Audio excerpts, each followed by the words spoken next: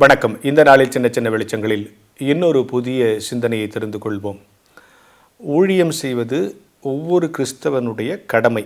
அதாவது நான் அறிந்த ஆசீர்வாதத்தை, நான் அறிந்த அன்பை, நான் பெற்ற ரட்சிப்பை என் வாழ்நாளில் வாழ்நாள் முடிவதற்குள் யாருக்காவது ஒருவருக்கு சொல்ல வேண்டும் என்பது கிறிஸ்தவர்களுடைய அடிப்படை கடமைகளில் ஒன்று. ஆனால் நாம் பல்வேறு வேலைகள் இருக்கனால அது முடியாது. அது சிலருடைய வேலை, முழு நேர ஊழியக்காரருடைய வேலை, ஆயருடைய வேலை, கிறிஸ்தவ நிறுவனங்களுடைய வேலைன்னு நம்ம நினைக்கிறோம். அதில் நம்ம சொல்கிற 2 எக்ஸ்கியூஸ் என்னென்னா, சார் இப்போ நான் பிஸியாக வேலை செஞ்சுட்ருக்கேன், ரிட்டையர்ட் ஆன பிறகு நான் ஊழியம் செய்ய போகிறேன் சார் அப்படின்னு சில பேர் சொல்லுவாங்க. சில பேர் ரிட்டையர்ட் ஆன பிறகு ரொம்ப உற்சாகமாக ஊழியம் செய்கிறாங்க, நம்ம இல்லைன்னு சொல்லலாம். இன்னும் சில பேர், சார் இவ்வளோ நாள் காலமெல்லாம் உழைச்சேன், ரிட்டையர்ட் ஆகிட்டேன், இனிமேல் என்னால் எப்படி சார் ஊழியம் செய்ய முடியும்? இப்படி ஒரு கூட்டம். ரிட்டையர்ட் ஆன பிறகு நான் ஊழியம் செய்கிறேன், இப்போ செய்ய முடியாதுன்னு சொல்கிறவங்க. ரிட்டையர்ட் ஆகிட்டேன், இனிமேல் என்னால் ஊழியம் செய்ய முடியாதுன்னு சொல்கிற ஒரு கூட்டம். 2 விதமான ஆட்கள்டையும் பார்க்குறோம். சரி, இப்போ நீ என்ன சொல்ல வர? எங்களை ஊழியம் செய்ய சொல்கிறியா, செய்ய வேணான்றியா அப்படின்னு தான் நீங்கள் கேட்குறீங்க.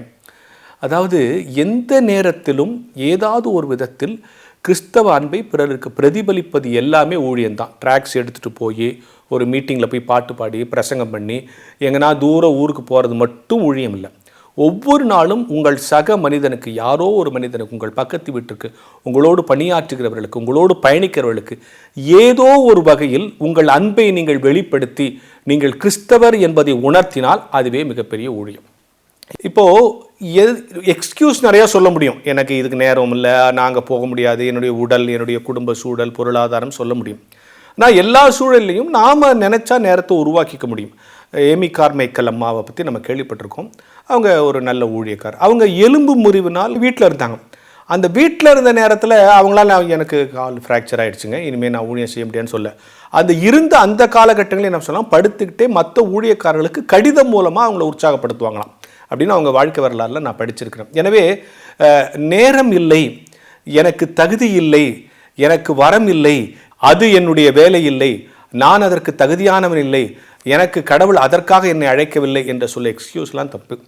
நாம் எந்த ஊழியம் செஞ்சாலும் அந்த ஊழியத்தில் இறை விஷயங்களை சொல்லக்கூடிய வாய்ப்பை நாம் வளர்த்துக்கொள்ளணும். அது கிறிஸ்தவங்களுடைய கடமை. இப்போ நான் டீச்சராக இருக்குன்னா என்னுடைய டீச்சிங் ப்ரொஃபஷன்லேயே நான் ஏதாவது ஒரு வகையில் கடவுளை வெளிப்படுத்தணும். டாக்டராக இருந்தால், ஈவன் வாட்ச்மேனாக இருந்தால் கூட அதை செய்ய முடியும் என்பது தான். எத்தனையோ ஆட்டோ டிரைவர்கள் ஆட்டோ ஓட்டிக்கொண்டே ஊழியம் செய்கிறார்கள் என்பதை நான் ஆட்டோவில் வரும்போது கேள்விப்படுகிறேன்.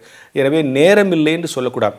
அப்போ நாங்கள் முதியவர்களை, அதுவும் ரிட்டையர்ட் ஆகிட்ட பிறகு நம்ம நேரம் இல்லைன்னு சொல்லக்கூடாது. ரிட்டையர்ட் ஆகிட்ட பிறகு உடல் பலவீனங்களை நாம் ஒரு காரணம் காட்டவே கூடாது. அப்போது ரிட்டையர்ட் ஆன பிறகு நாம் செய்ய வேண்டிய ஜெபம், அல்லது ஊழியம் செய்கிறவர்கள் செய்ய வேண்டிய ஜெபம்னு ஒன்று இருக்குது. நீங்கள் சங்கீதம் 71:17-18 நீங்கள் வாசிங்க, ஹோம்ஒர்க் அப்படி வச்சுங்க. நான் இப்போ அந்த வசனத்தை சொல்ல போகிறதில்ல, சொன்னால் நம்முடைய நிகழ்ச்சியினுடைய நேரம் நீளமாகும்.